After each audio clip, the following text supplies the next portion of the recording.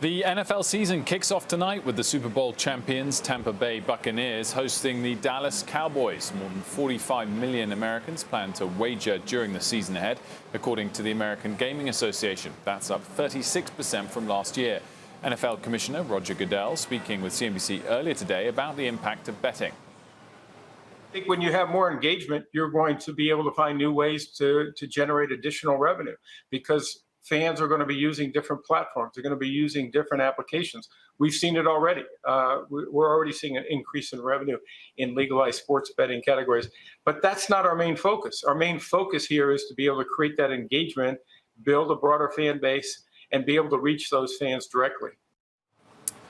Joining us in an exclusive interview now is DraftKings CEO Jason Robins. Jason, great to see you. Thanks so much for joining us. My first question is the NFL the key sporting event for you in your market? Does it dominate in terms of total wager intake?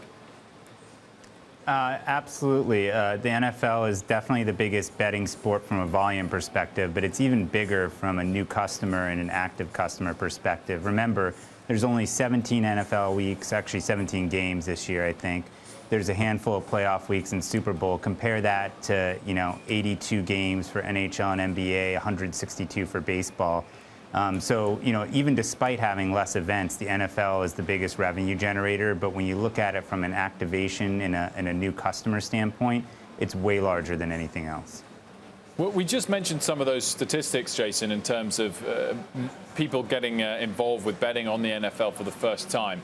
What is the driving force behind that growth? Is it slowly but surely more legalizations in different states, or is it people becoming aware of the opportunity for the first time in states that already had legalized it? Well, it's definitely a combination of both. Just in the last 9 days, we launched 2 new states, Wyoming and Arizona. And we do a lot of promotion. For example, tonight we're running a promotion that lets you bet on the Tampa Bay Buccaneers with a plus 73 spread. That means that they'd have to lose by more than 73 points in order for you to lose, which we chose because the largest NFL margin of victory ever, and this was in 1940, was 73-0. So, unless the record is set tonight, people can come in and basically get free money by betting on the Tampa Bay. Lure them in with an easy bet the first time around, and then those odd makers really step up and do their jobs. In all seriousness, though, Roger Goodell was talking about how it's not his focus when he was asked about sports betting, but he said his main focus is to be able to create engagement and build a broader fan base. But it sounds like the NFL is really key for your business. It sounds like it is building a fan base for him if he gets more people to tune in. What is the relationship like between DraftKings and the NFL? Is there one? Should there be a more permanent relationship there? Well, we have a very great relationship with them. We're their exclusive official daily fantasy partner. We're one of 3 co-exclusive sports betting partners. We do a lot of collaborating with them. They've been very clear in all the discussions we've had. It's never been, obviously they want to make money. That's their job. But their primary focus has been, how do we do this the right way? How do we do this in a way that increases engagement? And they understand that this, really takes fans that maybe weren't interested in all kinds of games and makes them interested in every game. It takes games that maybe are well out of reach in the fourth quarter, and because the spread or your fantasy lineup is still in play, people are still watching the whole way through. You can make prop bets up until the last and in-game bets up until the last play of the game. So I think that they get that drives an incredible level of engagement.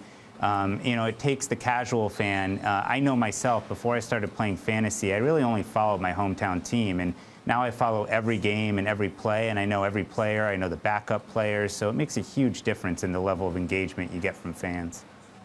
Jason, there are so many betting companies out there at the moment. Some are regional, some are national or more national like you are. Do you expect there to be quite a lot of consolidation over the next few years, or will some players just get squeezed out? What do you foresee? I think it'll be a combination of those two things. I mean, right now we're in such a nascent stage of the market, and it's such a big TAM that I'm not surprised there's a lot of companies going after it. Some of those will be winners and some won't.